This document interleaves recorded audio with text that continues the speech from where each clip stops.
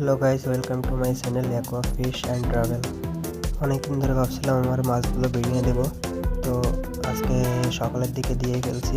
এখন দুপুর বিকাল পড়ে গেছে প্রায়, এখন মাছগুলো রিলিজ করে দিব।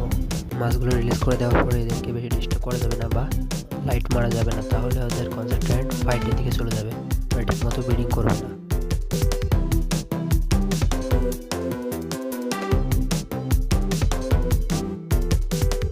ওদেরকে এখন ডিস্টার্ব না করে এখন ওদেরকে একা ছেড়ে দেব।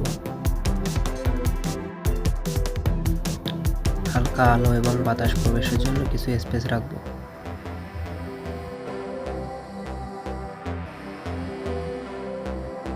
ডিম দেওয়ার যে ভিডিওটা ছিল সেটা আমার ডিলিট হয়ে গিয়েছে, আমি কিছু ছবি দিয়ে দিচ্ছি স্ক্রিনের পরে। ডিম দেওয়ার ঠিক 2 দিন পরে ডিমগুলো হ্যাচ হয়ে গেছে, আপনারা হয়তো দেখতে পাচ্ছেন ফ্রাইগুলো ঘোরাঘুরি করছে।